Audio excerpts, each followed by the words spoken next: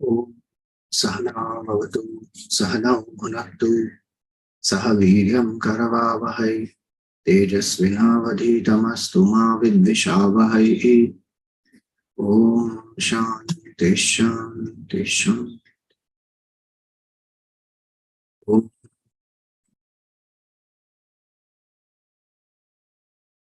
Satchidananda Rupaya Vishwotpattyadihetave Tapatraya Vinashaya Shri Krishnaya Vayam Namaha. Samasta Jana Kalyane Niratam Karunamayam Namami Chinmayam Devam Sadgurum Brahma Vidvaram. Salutations to all. So, in this fourth canto, we are on discourse 31. In the 30th discourse, we saw that Prachetas got the darshan of Bhagwan, and Bhagwan also blessed them that they will live for a very long time, enjoying many pleasures, and finally they will come to realize the truth also. Now, accordingly, what happens in this 31st chapter, we see that Prachetas, Maitreya Rishi is continuing to explain to Vidurji that Tata Utpanna Vijnana Ashvadhokshaja Bhashitam Smaranta Atmaje Bharyam Visrijya Pravrajan Grihat. So after enjoying this earthly pleasures and celestial pleasures for 1 million years, as per the earlier shloka in the earlier chapter, it said that they will experience Divya Varsha Sahasranam Sahasram Mahataujasaha. So as per that, whatever was the boon given, they followed, they experienced all that. So they enjoyed various pleasures, and then the wisdom dawned. Utpanna Vijnana. So certain karmas one has to exhaust. One will exhaust. And here these karmas are for 1,000 celestial years. And then, so in that time what happens? The desire to realize the truth, the spiritual desire, is dormant for some time. One is enjoying in this world. At the end of that, after that, tata means after that. So, when those karmas got exhausted also, the new punya karmas must have definitely fructified. So, he says here that vijnana, that special desire also in this context is to know the Lord. So, they remembered that Bhagwan had said all this. And remembering this, they renounced Pravrajan Grahat. They renounced their Grahasthashram. What happened to the wife? So, Bharyam Atmaje Visrijya, meaning the son will take care of the wife. Marisha is the wife, the son is Daksha, the Daksha Prajapati, he will take care of this. Daksha will take care of this, the mother. Now the Prachetas, they renounced. You see, again, we see many places this happens. People renounce and go. Kapil Muni also leaves and goes. We saw earlier. This Uttanapada Raja also goes. So each one, they finish their job at a certain point in time, then they renounce and devote themselves exclusively to pursuit of realization of the truth. That's the main purpose of birth itself. Everything else is a preparation for that. What we think is ulta. Everything else is primary and this is secondary. So, puja, sadhana, bhajan, etc. comes after all that. Main life is not this life. While living, this attitude of a sadhak is the main life actually. So here they leave and go. And what happens? They go Dikshita Brahma Satrena Sarvabhutatma Medasa Praticham Dishi Velayam Siddho Abhudyatra Jajalihi. There was a great rishi called Jajali in the west on the seashore, where he had stayed, done tapasya, attained siddhi, attained realization. So they go there, they stay there, and they take a vow of inquiry into the spirit, meaning Atma Gyan.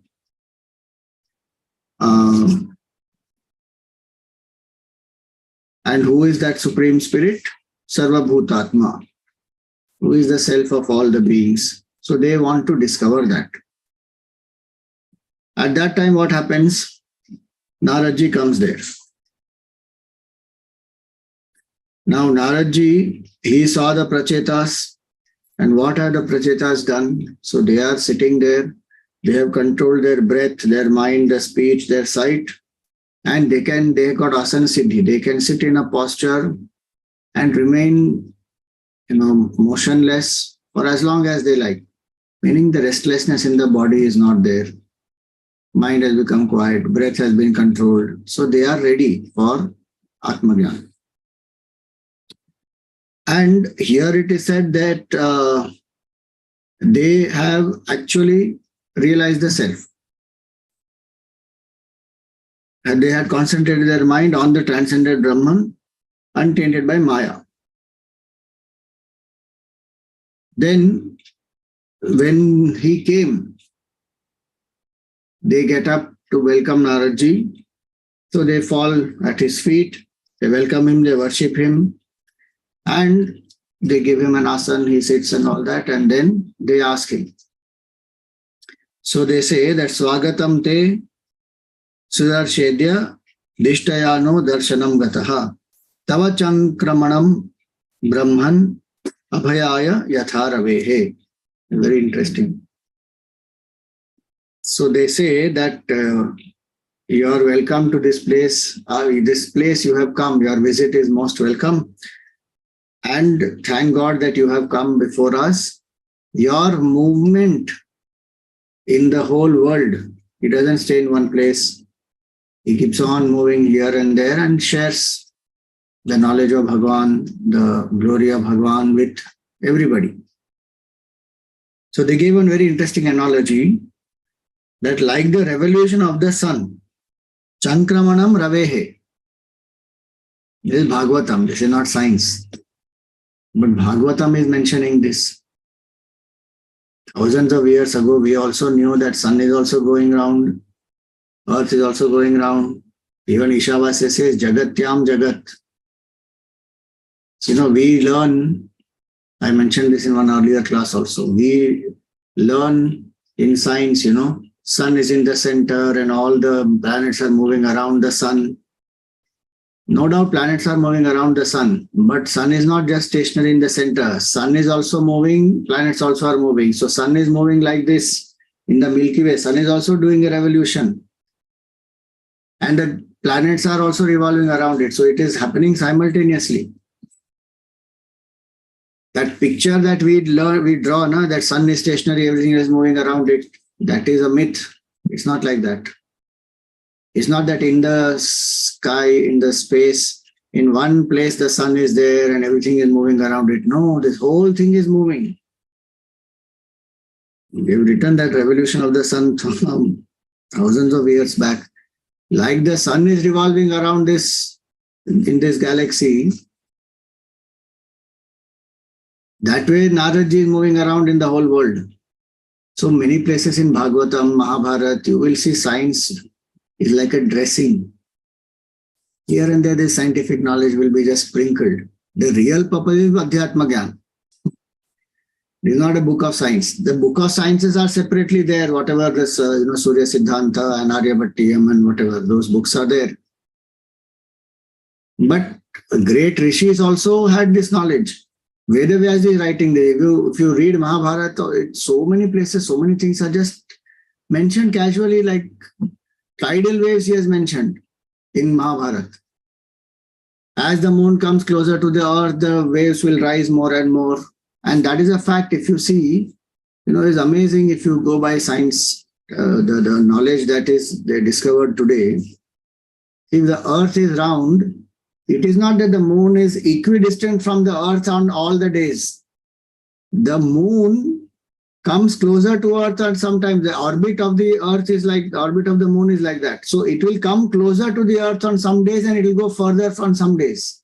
Very interesting. So the days when it will come closer, the tide will rise more. Mahabharat mein Vedavyas has written this.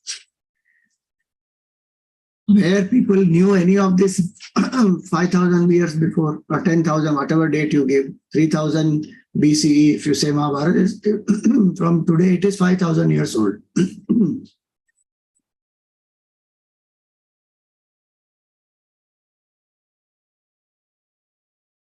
So, this knowledge is given just like that.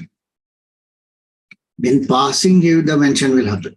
So here it is like that. Naradji is going around the world like the sun does the revolution. In that way, you are going around. And what are you doing?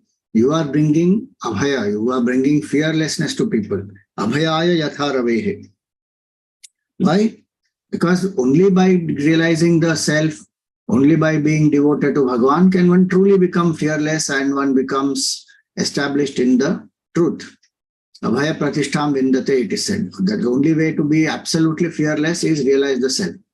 Because that is unborn, immortal, unchanging, undying. Otherwise, change will bring fear, attachment will bring fear, body identification will bring fear. Those are root causes. Ignorance will bring fear. Then we have specific fears of different things. The only way to become completely fearless, know the truth. Yada dishtam bhagavata shivenadhoksha vacha tad griheshu prasattanam prayasha kshipatam prabho. He said that, we had met you earlier also, and then Shivji came to us, and then Shivji gave us the knowledge, and then we meditated upon Bhagwan Vishnu as per what Shivji taught us. Then Bhagwan Vishnu also manifested. He also gave us knowledge. Now all this knowledge got eclipsed during our 1 million years of life and enjoyment. And when we got attached, now we have forgotten. You please instruct us again. So, Tanna Pradyotayadhyatma Jnanam Tattvartha Darshanam Yenanjasa Tarishyamo Dustaram Bhavasagaram. He says, you please once again kindle this spiritual knowledge in us and reveal the essence, Tattva Jnanartha Darshanam. So here Tattvartha Darshanam, the same. Please make us see what is the truth, the essence. Whereby, what is the purpose? We want to cross this ocean of samsara, which is very difficult to cross. Meaning we want to experience fulfillment. We have seen the world enough, earthly pleasures, celestial pleasures, everything. There is no fulfillment here. We want that fulfillment now. So he says, you please give us this knowledge. Now, this discourse of Naradji is very beautiful. It is about bhakti. Naradji addresses them. See, when Naradji finds any adhikari, he will definitely give knowledge. And we have seen in Bhagavatam so far how many people Naradji has given this knowledge to. We somewhere underestimate who is Naradji and we even make fun of him, unfortunately. But he is an absolutely wise person. He gave the knowledge he gave this solution to Bhagwan Vedavyasji in the Bhagavad Mahatmya also you see that. Dhruva he guided in the womb. Ratnakar he guided. These kings, so many of them. You saw even earlier this Prachin Barhi Raja. Now here this the Prachetas. Like that, so many people, he will keep giving knowledge and keep guiding them. Each one he will give according to what they need. one common thing in that will be bhakti to Bhagwan Vishnu, there is no doubt. So this portion of Naradji, see, Naradji has written a great composition called Pancharaatra. It has some 108 samhitas. This Pancharaatra is that which details the path of bhakti. Is considered one of the authoritative texts in bhakti. The essence of that Naradji is presented in these verses. And it is very interesting in Bhagwan's Kripa only.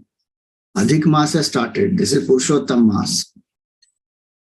And in this Purushottam Maas, we are coming across this one. Give me a minute.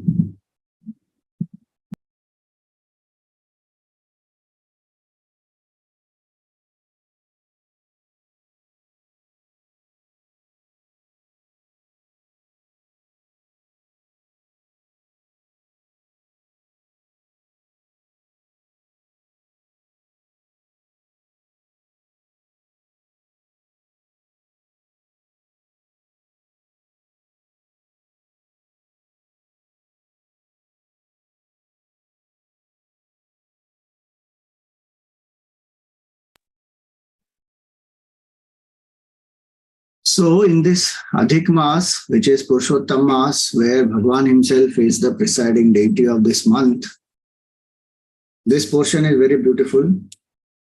And the essence of bhakti, Naradji presents here, in that the first shloka itself is most amazing. Narada Uvacha, 9th shloka in this 31st discourse of Canto 4. Tajjan matani karmani tada yustan mano vachaha nirnam yeneha vishwatma sevyate haririshwaraha. Tajjanma, that birth, tani karmani, those actions, tad ayuhu, that life, tan manaha, that mind, vachaha, those words, all these are blessed only when nirnam yena iha vishwatma sevyate.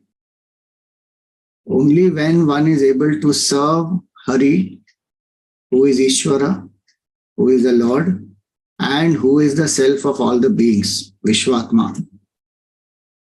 So that life is successful. That age, the birth, the life, the words, the mind, the thoughts, the actions, all those, they are worth only when we serve Bhagwan Hari. And who is that Hari? He is the Lord of the universe and he is the self in all beings, not some abstract concept somewhere of some Bhagwan sitting somewhere up there. Bhagwan is here and now in our heart, in the hearts of all beings, manifesting as the whole creation.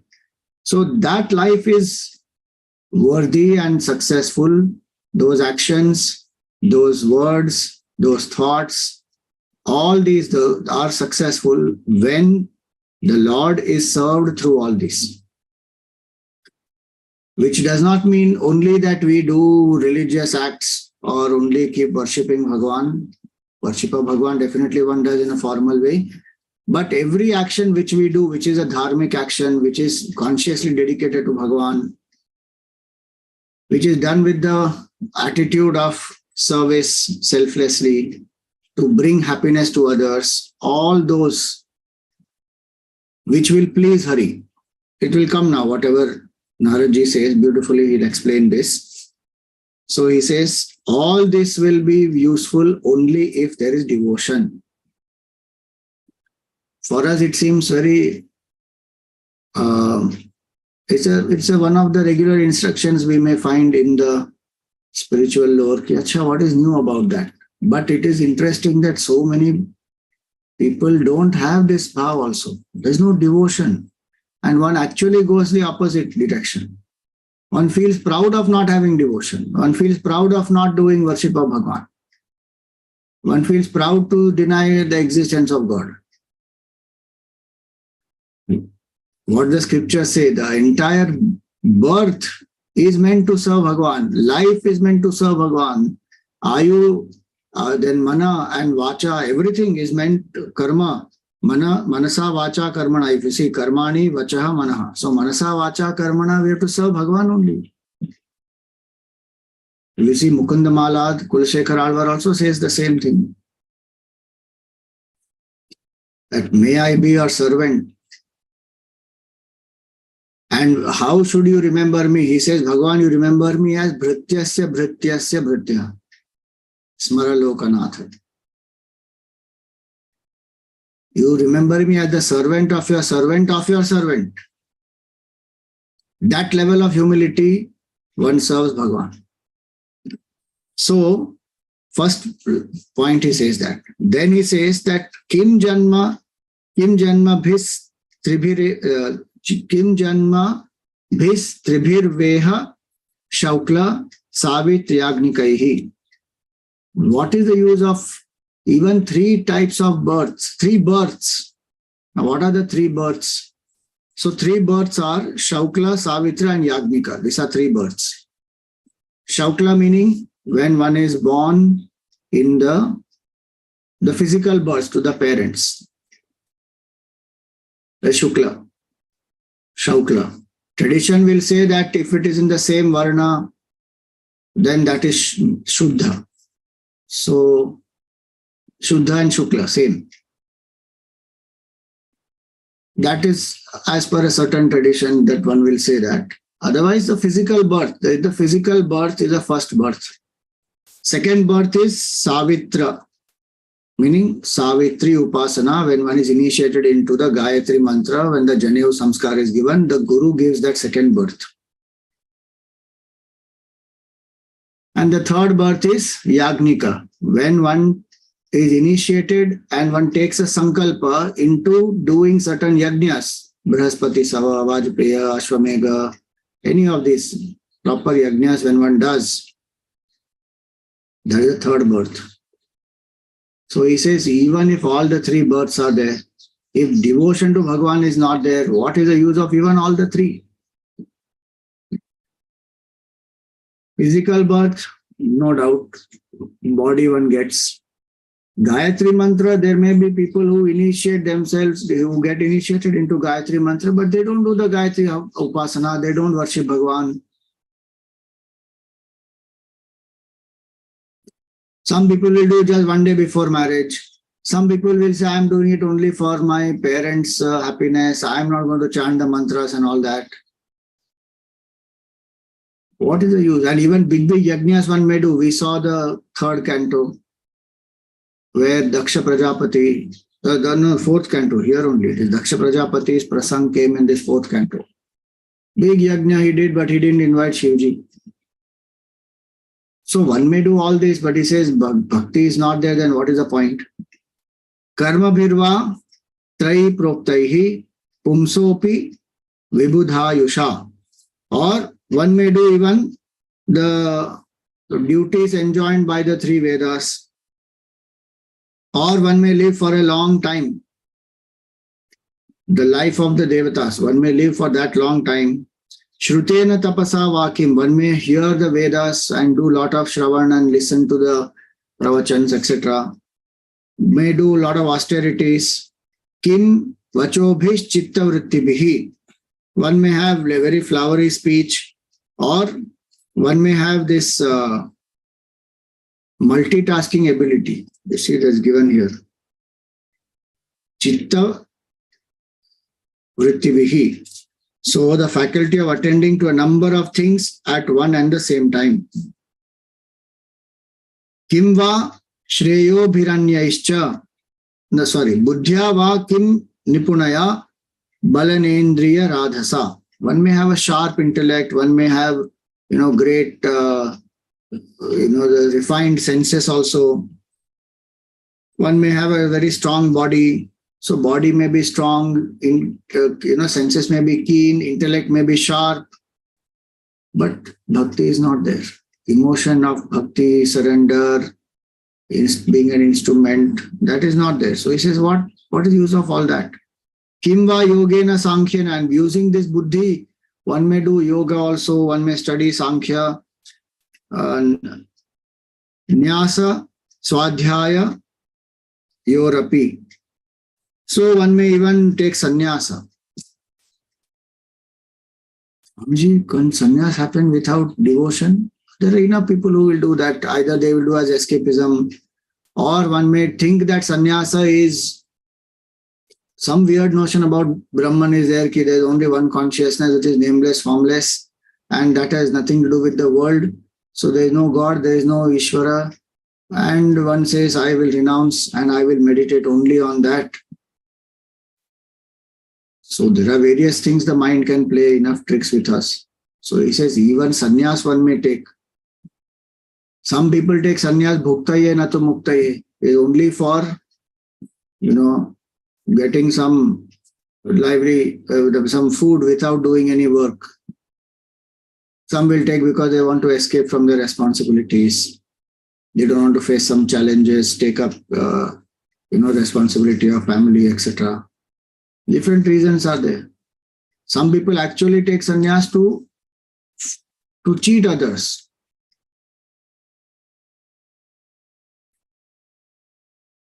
Ravan came in that form to kidnap Sita ji. So there can be people who may take even sannyas. But what he says is, they may study the Vedas, they may take sannyas, they may study yoga, do yoga, study Sankhya, all this. He says, Kimba Shreyo Bhiranyascha Na Yatratma Prado Harihi. None of this will benefit if one has no devotion to Bhagwan Hari. If all these are not employed in the service of the Lord, Shreyasam api sarvesham atma hi avadhirarthataha sarvesham api bhutanam hariratmatmada priyaha.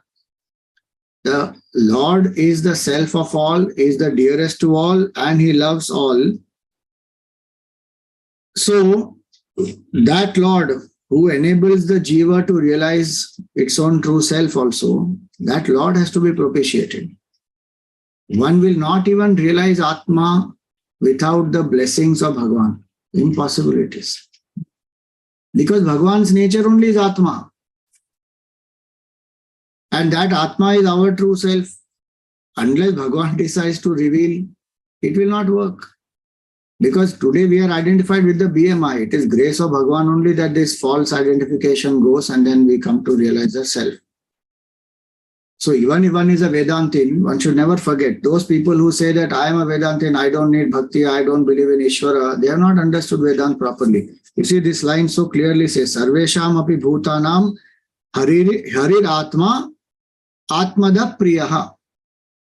Three things he said. Hari is the Atma of all beings. Hari is the one who gives the knowledge, Atmadaha, of the self. And Hari is the one who loves all the beings. Priyaha. And Hari is dear to all the beings.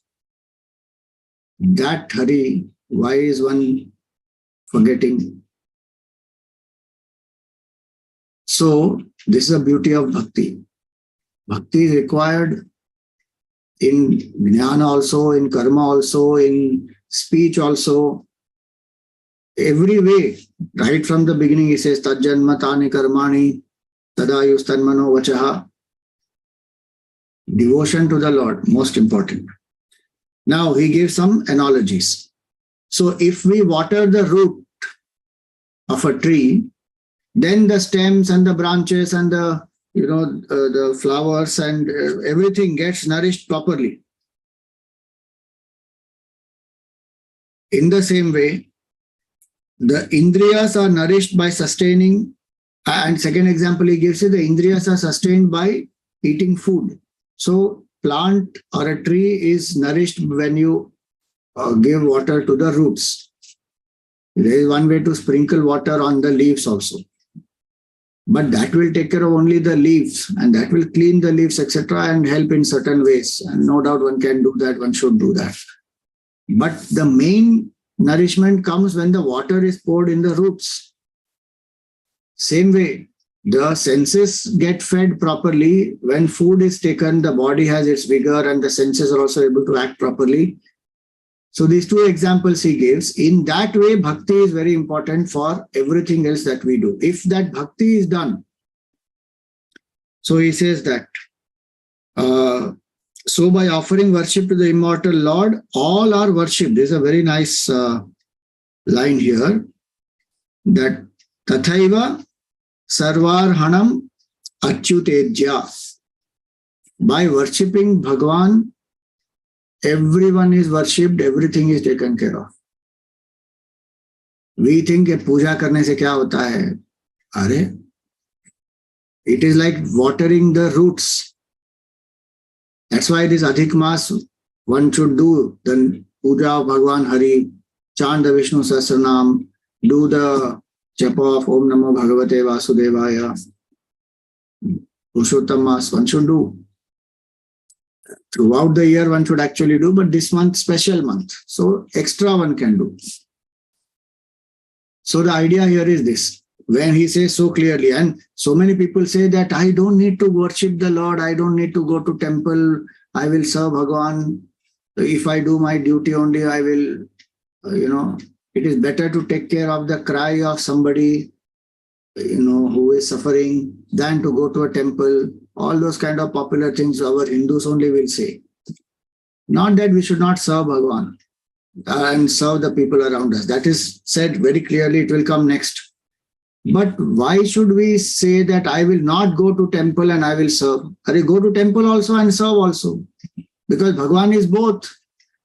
Inside us, outside us, everywhere. He is in the Murti also and is specifically invoked in the Mandir, and there's a different connection that happens when we go to the Mandir and different connection when we serve the Lord through other sevas. So here he says this, that by offering worship to the immortal Lord, all are worshipped. Then he goes on to give some more example. Little more science comes now, you see. Yathaiva suryat prabhavanti varaha punascha tasmin pravishanti kale bhutani bhumau sthirajangamani tatha haraveva gunapravaha. So he says that even as water, in the form of these raindrops, it emanates from the rays of the sun. When this evaporation happens, then it will go up, then condensation will happen. So the clouds are formed all because of the rays of the sun. And then during the rainy season, and it will return to the same source in the dry season. Meaning in rainy season that condensed water falls down, and in dry season the evaporation will happen and again go back. So he gives that example. One. Then he gives another example that all the creatures, the body of all the creatures, animate, inanimate, is all born from earth element. So one is born from earth, and when the body dies, it will go back to earth. So just as this water evaporates because of the sun, comes down, so from the ocean it goes up, again it comes down because of the sun. Same way the beings are born in the earth and they again go back to the earth. In that way, the whole creation appears from Bhagwan and goes back to Bhagwan. He is the source of everything. So if we worship the Lord, everyone is worshipped. Because the others are only effect. We are worshipping the source. That's why it was said, Hari Ishvara, Hari is a Ishvara, and Hari is a Vishwatma. So these two examples he gives. Then he says, as sunshine has no existence apart from the sun, this material creation has no existence apart from Bhagwan. And it only appears now and then. Like the clouds appear in the sky now and then and they disappear. Same way the creation appears and disappears in Bhagwan. Based on his own Maya. It is not a real creation by itself. It is appearance in the divine. In as much as it appears at times, even as Indriyas appear to function in the waking state and remain dormant in the sound sleep. That's another example. Indriyas are functioning in the waking state and then in deep sleep they become dormant. Same way creation appears in Bhagwan, again it disappears. So all these, the 5 gross elements, the 5 organs of action, the 5 senses of perception, and all the diversity, all this by itself is ever absent in Bhagwan. Like in the waker, the dream does not really exist. It's an appearance, it comes, it goes. Now please see the combination of bhakti and jnana here. They can never be divorced. That Supreme Hari, to whom one should be devoted and all actions are dedicated to him, the whole life is dedicated, manasa, vacha, karmana, everything, is that Supreme Brahman in whom the creation appears and disappears and who is remaining unchanged. Bhakti will lead us to that knowledge. And knowledge will deepen our bhakti. That Bhagwan alone is here. Until I don't realize that, may I be devoted to that. And through Bhagwan's kripa, only this knowledge will arise in our heart. That the creation is an illusion and the truth is the self alone. That was said even earlier here. Atmadaha, Bhagwan is the one who gives the knowledge of the self and makes us realize oneness. This is that knowledge. So beautifully he says that. So just as the clouds, darkness and light appear and disappear in the sky by turns, so do the potencies of Brahman, like Sattva, Rajas and Tamas. They appear and they disappear. So does the process of creation and dissolution continue uninterrupted. This Leela of Bhagwan goes on. Therefore, because Bhagwan is the cause of all, what should be done? Worship you as one with yourself, Sri Hari.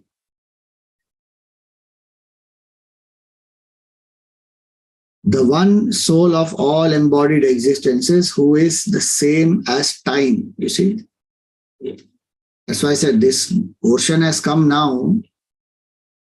It's such a kripa of Bhagwan. In Adhik Maas, this portion we are seeing, where Bhagwan is himself has become the time. That portion is mentioned here now. See that 18th shloka. Tenaikamatma namashesha dehinam kalam pradhanam purusham paresham. The Kalam Pradhanam is the main principle of time, and he is Purusha, Supreme Spirit, Purushottam Maas, Adhik Maas. He is a time, general time only Bhagwan. And then Adhik Maas specifically, he is the presiding deity. So he says you worship that Supreme Lord who is Ashesha Dehinam Atma. Of all the embodied beings, he is the Self. Swatejasa Dvasta Guna Pravaham. Atmaika bhavena bhajadvam adha. All these gunas, they are flowing in him by his will alone, and the whole creation comes out of him just by his will, by the desire, and again goes back into him. That Supreme Lord, who is the Supreme Purusha, who alone manifests as this material universe, worship that Supreme Lord. Now, how to worship? The mind must be pure. He says you can worship the Lord and please the Lord by doing these 3 things. He says these 3 things please the Lord maximum. Again, a beautiful shloka is 19th one. Dayaya sarva bhuteshu santushthyayena kenava sarvendriyo pashantyacha tushyatyashu janardanaha. This Janardana will be very happy and pleased very quickly. Ashu means quickly. By these 3 things. What? Dayaya sarva bhuteshu. Be compassionate to all the beings. So, in different ways, one can be compassionate. Compassion does not mean only if somebody is suffering, I go and help them. That definitely one should do.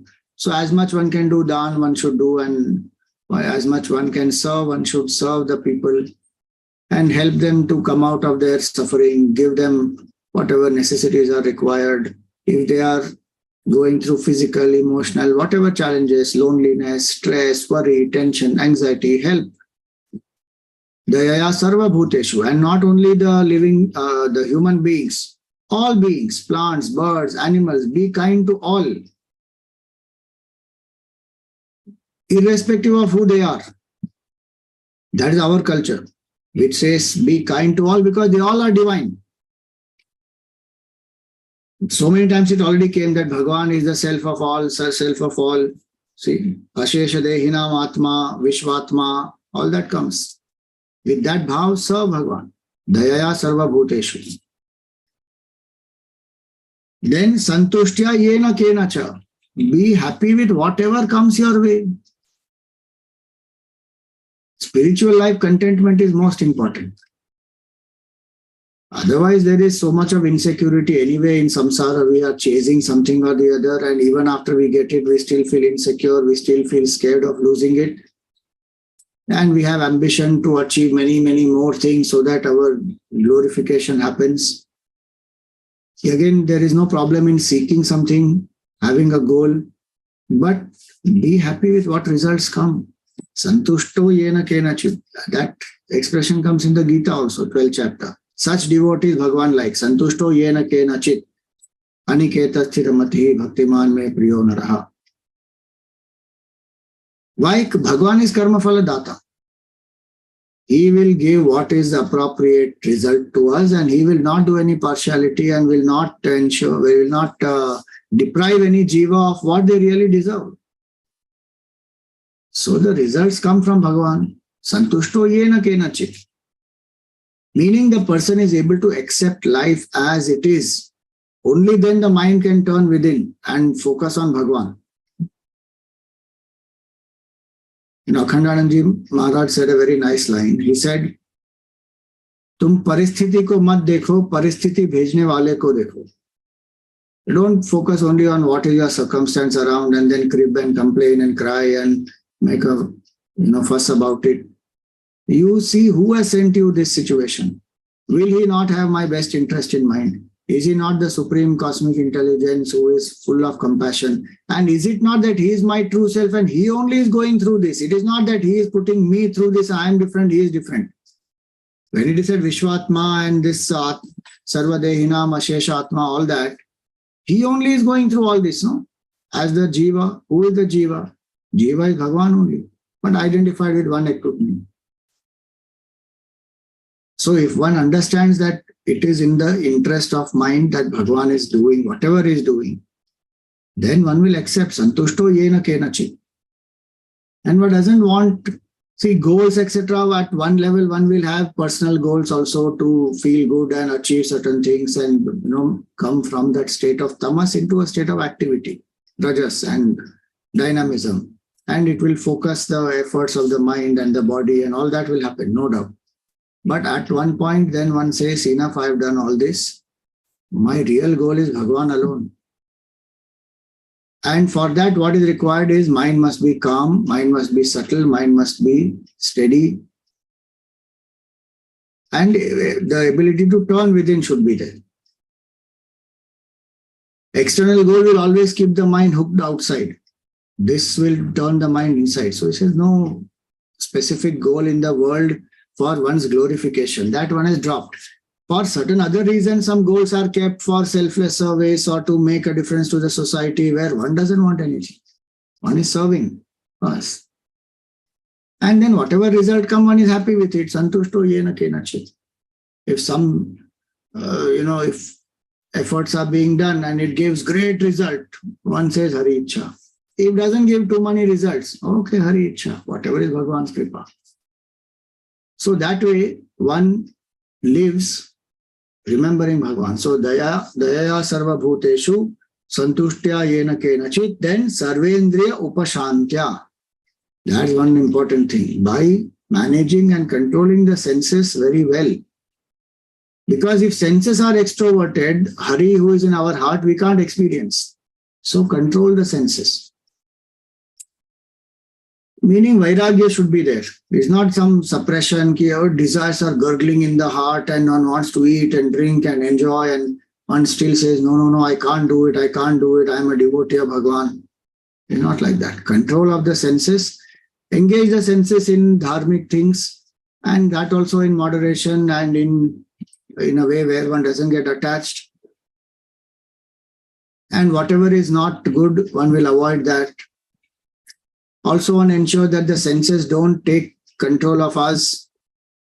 and make us do things which are against our duty, which make us, compromise in sadhana. None of that.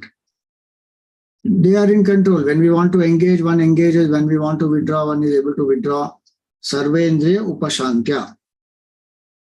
So bhakti also is bringing responsibility. Okay, it is not that bhakti will means, whatever ichha, Hari ichha, now, cigarette has come in front of me, Hari ichha, he only sending some people to me, so I am also smoking.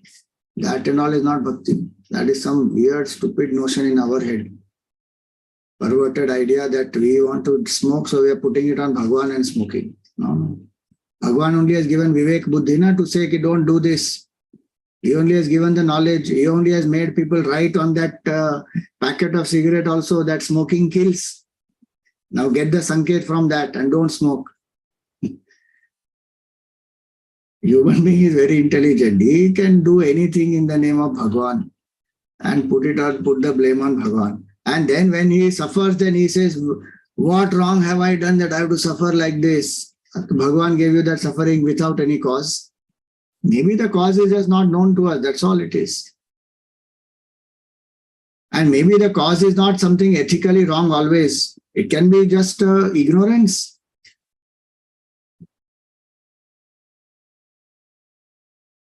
So many things that we do, they are not because of there's something which are ethically wrong. Suppose we keep using plastic again and again and again in everything that we are using. Now the food, etc., water, many things we store in plastic containers, plastic bottles, all that. Now the research is showing that there are microplastics which keep going into the body because of all that, and that over a period of time will create trouble for the body. Now that is pure ignorance. It's not something unethical. So ignorance also can make us do certain things where we don't know, we do wrong actions, so result will come. Suffering will happen. So very important it is to understand that aspect, that we take responsibility as much as we can and live a life of dharma, live a life dedicated to Bhagwan, do actions which are nitya naimittik karma, nishiddha karma avoid, kamya karma reduce.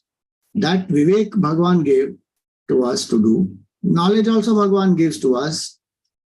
Opportunity also Bhagwan gives. But we have to do our role. So now he says these three things will please Bhagwan. Be compassionate to all the beings, be content with whatever comes your way, and control the senses. So these are three C's: compassion, contentment, control. If these three we have, he says Bhagwan will be pleased very soon.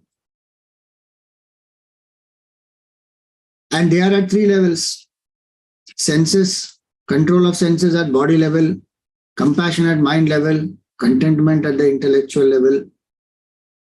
If we control these, if we cultivate these three C's, Bhagwan is pleased very quickly. Then what does he say? Where does Bhagwan come? Such hearts which are pure, Bhagwan comes into such hearts, lured into the hearts of pious souls, which are rid from cravings and purged of all the dross by the constantly growing devotion. The imperishable Lord does not escape from it any more than either locked in it. Meaning Bhagwan will remain trapped as though inside. Trapped in the sense, he is lured into it and captured as though. There's the analogy given. Why? Because that heart is so pure, Bhagwan will not want to go from that place. Like space cannot escape from that. He says Bhagwan, and what happens here? That Bhagwan will become servant of such devotees. This is a beautiful thing which is said here. Nijajana vashagatvam atmano anyanna sarati. Bhagwan will not leave such a heart, and he will become the servant of such a devotee who has purified the heart. Devotee prays to Bhagwan and invokes the grace of Bhagwan, and Bhagwan becomes the servant of such a devotee. You just think, what is the glory of bhakti? It will purify the heart and Bhagwan becomes servant of such a devotee. Sri Hari, who loves the destitute, looking upon him as their own wealth, and knows the bliss inherent in devotion, does not accept worship of those foolish men. Na bhajati kumanishinam sa ijyam harir adhanatma dhana priyo rasagnya. Those fools who have great pride and ego, pride of learning, affluence, pedigree, remarkable deeds, and they show disrespect to the poor, the suffering devotees. Bhagwan says, even if they offer worship to me, I will not accept. So clearly our Shastras say that you may do worship of Bhagwan in the puja, but you should treat others also with equal respect and not condemn them, criticize them, torture them, make them or exploit them. He says, I will not accept the worship of such people. And there are enough people who do exactly this, who go on exploiting people, who will not give what is dharmic, what is due, nothing. They will extract maximum work, do not pay properly, and then go and do one big charity somewhere. What kind of devotion is that, where you are torturing the Lord in the hearts of all the beings, and then you are giving some dan and charity in some big name? That doesn't help. Bhagwan says, I will not accept the worship of such people. Meaning, sadhana must be done along with following dharma in one's daily life. Both should go hand in hand. I should be compassionate to people, dayaya sarva bhuteshu was said. And I should also worship the Lord. Either of this cannot be replaced. Only compassion towards the people. When the ego will come into play, we have no idea. So the altar of surrender is required. And where the altar of surrender is there, we have to see the same Lord in the hearts of all. So the seeker lives an integrated life. Now, having said that, he goes ahead and he says, Naradji concludes by saying a very nice thing, a nice question he puts. That such a compassionate Lord who becomes a servant of these devotees and who showers so much of grace on the devotees, how can somebody who has any sense of gratitude give up thinking about Bhagwan even for a while? And who is this Lord? He, for the sake of the devotees, he may even be ready to leave Shri and all the kings and the big rulers and everybody who propitiate him, he may leave all of them, because these devotees who have purified their mind, he becomes their servant. So how can somebody leave that Lord? Because Bhagwan doesn't need anybody. He is Tripta, he is Paripurna, he doesn't need anything. But even that Lord becomes a servant of such great devotees. So Bhakta Vatsala is Bhagwan. How can one leave even thinking of that Lord for a minute? So with that, he concludes this short discourse. And having told all this, Naradji goes back to Brahmaloka. Iti Prachetaso Rajan Anyascha Bhagavat Kathaha Shravayitva Brahmalokam Yayau Swayam Bhuvo Munihi. So he went back to Brahmaloka. He taught all this and told many other glories of Bhagwan, the stories of Bhagwan, and then he went. What did the Prachetas do then? So when they heard the glory of Hari, now the sins of the world are wiped out because of this stories of Bhagwan Hari. And they are uttered by the mouth of great Naradji. So contemplating on the feet of Bhagwan, the Prachetas also attained to his abode, meaning they went to Vaikuntha, they got Salokya Mukti. Harer Nishamya Tatpadam Dhyayantaha Tadgatim Yayuhu. So one can say Tadgati means became one with Bhagwan also, realized the self. Or one can say one went to the realm of Bhagwan, Vaikuntha Mukti. Bhagavatam gives, Dvaita Sampradaya will have a lot of focus on going to the Dham. So whichever way, one they attain that.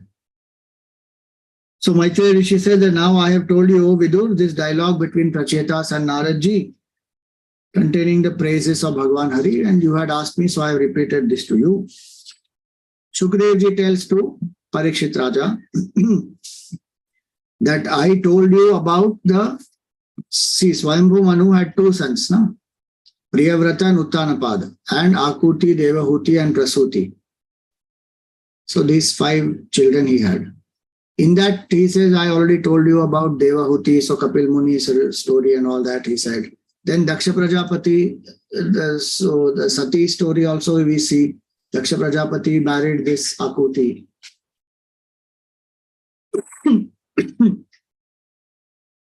Sorry, Prasuti. Akuti, you married Hari. That was said earlier.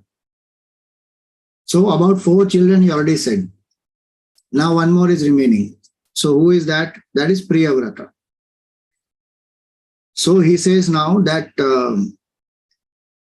you hear from me about Priyavrata. So hear about the line of Priyavrata as well, who having received instruction in the spiritual lore from Naradji, you see, and subsequently enjoyed the sovereignty of the globe, divided the same among his sons, and duly attained to the divine abode. Each of them, you see, they attained to the divine abode. Uttanapad also attained to the divine abode. This Devahuti Mata also. About Akuti and Prasuti, they don't give too many details, but they also attain oneness. Now he will tell about Priyavrata Raja.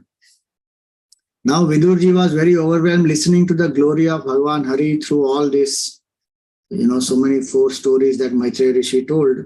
Daksha Prajapati, and then Dhruva story, and then this Prachetas. Like that, different things. Through all this, he came to know the glory of Hari. So he is overwhelmed, and his eyes are full of tears. What does he do? He bore the sage's feet on his head and installed the image of Hari in his heart. Now Vidurji, because he is overwhelmed, what does he say?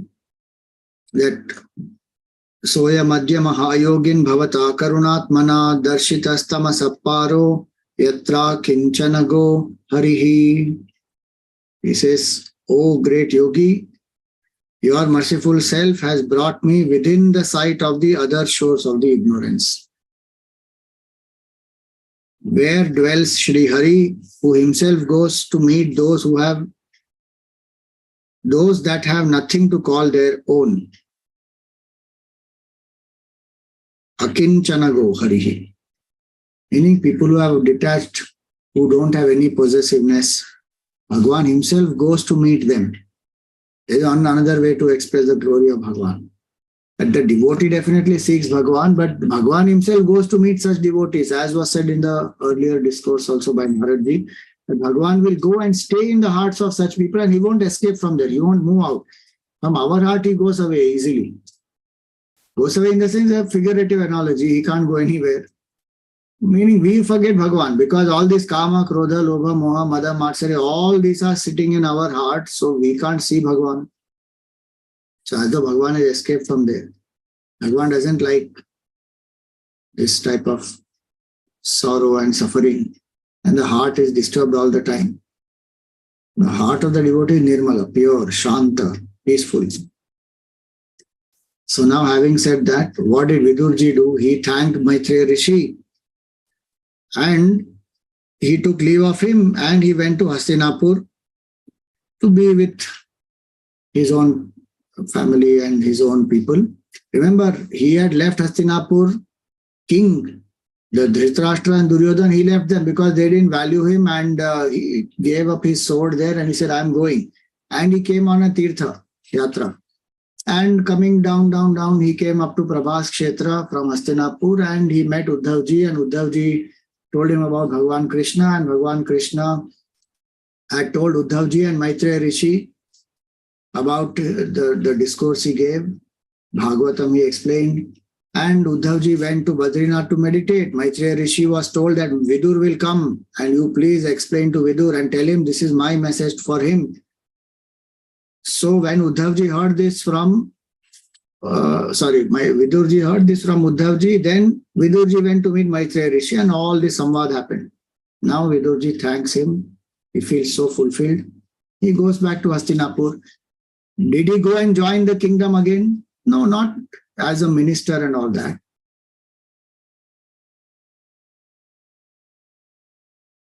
Because they have died now, all of them have died. This, you remember it, in between, Bhagwan has also gone away, right? So he came to know all that, they have all gone. Kauravas are dead. So he goes back. And remember earlier it came once that he goes and he tells Dhritarashtra that, Arey, what are you still attached to? Because Dhritarashtra was not leaving. He was still there after Mahabharata war and he was troubling Yudhishthir. Every day he wants to do some dance, something, he will keep asking, and Bhim gets so upset and angry, but Yudhishthir does his duty. So finally Vidur goes back there. He doesn't want to join. He can join if he wants to, and they will also accept him, but he is not interested. He has done his duty. And his mind is full of bhakti. Why will he get back into administration and all that? So he goes actually there so that he tells this Dhritarashtra ki chalo now. And after he tells Dhritarashtra only, Dhritarashtra leaves finally. And then in one forest fire, they drop their bodies. They go into forest, they live there, do some tapasya, and in one forest fire, their bodies, they leave. So that is the story of Dhritarashtra and Vidurji. So now he went to Hastinapur. And the last line here says that he who listens to this narrative of kings who had given their mind to Sri Hari should attain longevity, affluence, glory, security, eternal happiness, as well as worldly power and prosperity. All this, Etad yashrunu yadrajan rajnyam haryarpitatmanam ayur dhanam yashasvasti gatim aishwaryam apnuyat. One will attain. So this concludes the 4th canto. Now the 5th canto will start. Shukdev ji will explain about the story of Priyavrat. That we will take up in our next satsang. Any questions for today?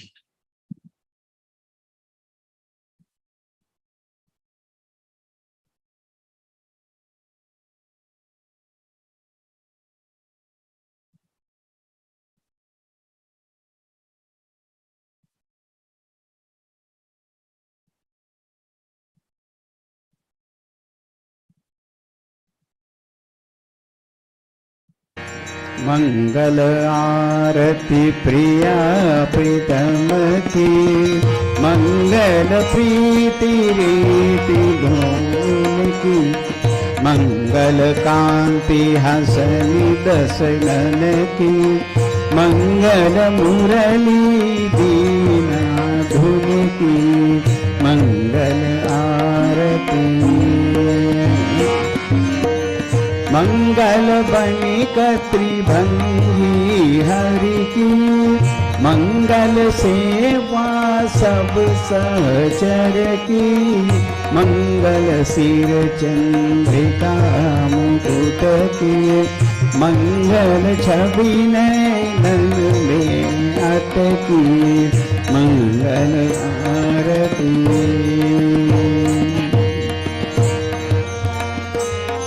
पभी अंग अंग की मंगल गौर श्याम रंग की मंगल अति कटि Pierre पट की मंगल चितमणि नागर नट की मंगल आरती मंगल शोभा कमल नयन की मंगल माधुरी मृदुल पैन की मंगल वृंदावन मद अटकी मंगल क्रीडन जमुना तट की मंगल आरती मंगल चरण अरुण तरुवन की मंगल करणी भगति हरिजन की मंगल जुगल प्रिया भावन की मंगल श्री राधा जीवन की मंगल आरती प्रिया प्रीतम की मंगल प्रीति रीति डोल की मंगल आरती मंगल आरती। राधावर कृष्णचंद्र भगवान की जय। ओम न तत्र सूर्यो भाति न चंद्र तारकम नेमा विद्युतो भान्ति कुतोऽयम् अग्निः तमेव भान्तमनुभाति सर्वं तस्य भासा सर्वमिदं विभाति। सद्गुरुनाथ महाराज की।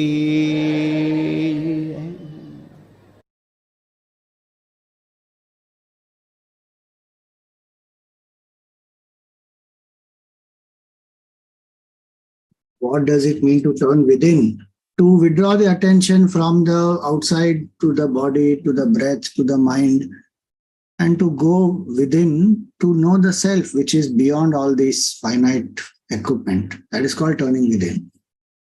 The attention must be turned and then ultimately realize that I am Brahman, I am none of these. These are only equipment.